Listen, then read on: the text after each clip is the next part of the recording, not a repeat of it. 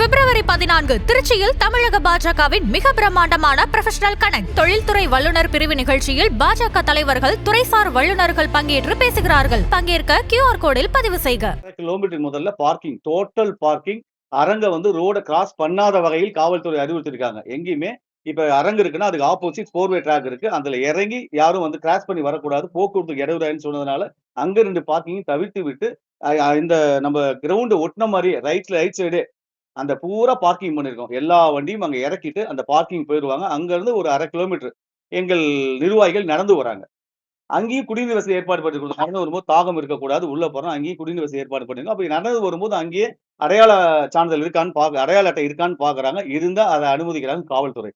அதற்கப்புறம் நுழைவாயில், பெண்களுக்கு தனியாக ஒரு நுழைவாயில், ஆண்களுக்கு ஒரு தனியா நுழைவாயில் வச்சிருக்கோம். அந்த பெண்களுக்கான நுழைவாயில் வரும்போதும் அங்கேயும் அடையாள அட்டை சரி பார்த்து உள்ள பெண் காவலர்கள் உள்ள அனுப்புறாங்க. எங்க பெண் தளபதி விஜய் பாதுகாப்பு படையை சேர்ந்த அவங்க ஒரு 30 பேர் வராங்க. அவங்களும் அந்த பெண் காவலர்களோடு இணைந்து பணியாற்றுறாங்க. அப்ப எந்த இடத்துலயுமே கும்பல் கூடிடக்கூடாது அப்படிங்கிறது தெளிவா இருக்கும். 5 பேர் மேல ஏதாவது கும்பல் கூடிச்சுன்னா எங்க கழக தோழர்கள் போய் அவங்க கிட்ட பேசி எதுக்காக வந்திருக்கேன்னு சொல்லி அன்போடு அந்த கும்பலை கலைத்து அனுப்பி விடுவார்கள். பிரச்சார வாகனத்துல இருந்து அந்த டோட்டலா இதர பாக்ஸ் என்னென்ன இங்க என்னென்ன இருக்குன்னு அத்தனையும் ப்ளூ பிரிண்ட் கேட்டிருக்காங்களா? அந்த ப்ளூ பிரிண்ட்லாம் கொடுத்துட்டோம், எல்லாமே கொடுத்துட்டோம். இது ஃபர்ஸ்ட் ஒரு மாதிரி உண்மையை சொல்றேன், பொய் சொல்ல மாட்டேன். ஃபர்ஸ்ட் ஒரு மாடலா ரெடி பண்ணோம். அப்புறம் சில காவல்துறை அறிவுரை சொல்லி மாத்த சொன்னாங்க. அதுக்கப்புறம் ஒரு மாதிரி ரெடி பண்ணோம். அது பிரகாரம் நேற்று போட்டு முடிச்சிட்டோம். பணிகள் நிறைவு அடைந்து விட்டது. அதற்கான ப்ளூ பிரிண்ட் நேற்று நைட்டு 12 மணிக்கு நான் அவ்வளவு தொல்லை பண்றேன். ஏசிஐயா டிசிஐ எல்லாத்துக்குமே அனுப்பிச்சுட்டு இதான் ஃபைனல் சொல்லி அனுப்பிச்சிருக்கேன். இப்போ அவங்க அங்கதான் இருக்காங்க. தடுப்புகள் அமைக்கப்பட்டிருக்கு. எத்தனை பாக்ஸ் போட்டிருக்கீங்க? எவ்வளவு சிசிடிவி வச்சு? 18 பாக்ஸ் போட்டிருக்கேன். ஒரு பாக்ஸுக்கு 250 பேர் வரும். நல்ல விசாலமாக இருக்க வேண்டும். அந்த அளவுக்கு 18 பாக்ஸ் போட்டிருக்கேன். அந்த 18 பாக்ஸும் குடிநீர் வசதி ஏற்பாடு பண்ணி செய்து கொடுக்கேன். சிசிடிவி 8x 12x ஜூம் நினைக்கிறேன். இங்க இருந்து இந்த மலையில் இருக்கும் ஒரு சின்ன இவ்வளவு பெரிய கல்ல கூட ஜூம் பண்ணி பார்க்கலாம். அது தனியாக கண்காணிப்பு அரங்கமும் அமைச்சு கொடுத்துருக்கோம். எத்தனை கேமரா சார்?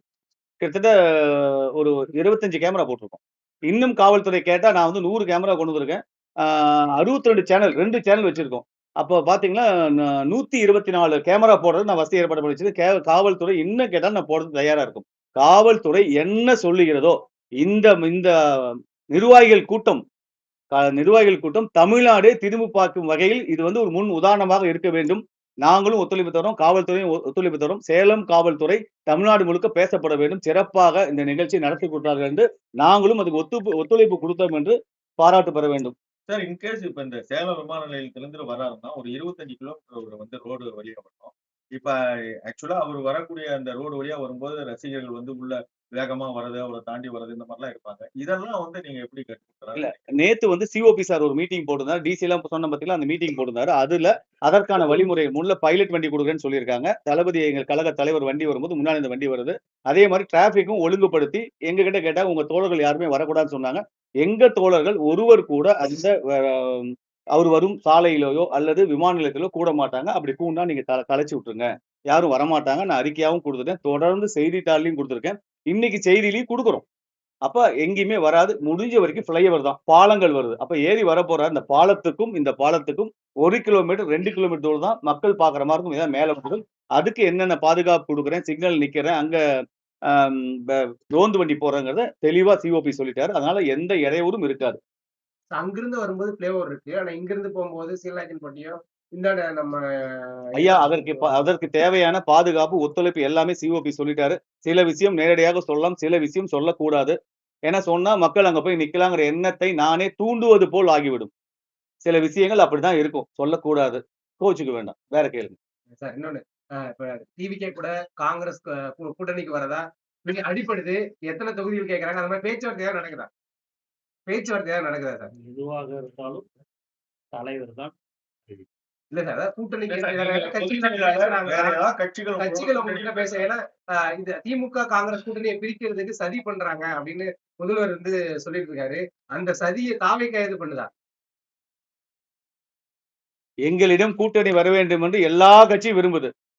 அது கழக தலைவரும் எங்க பொதுச் செயலாளர் முடிவு பண்ண வேண்டியது. நான் இந்த கட்சியில எல்லா கட்சியும் விரும்புது. அதனாலதான் பொதுச் செயலாளர் தான் கேட்கிறோம். ஏதாவது கூட்டணி கட்சி வர்றதுக்கு கட்சிகள் ஏதாவது கேட்டிருக்காங்களான்னு.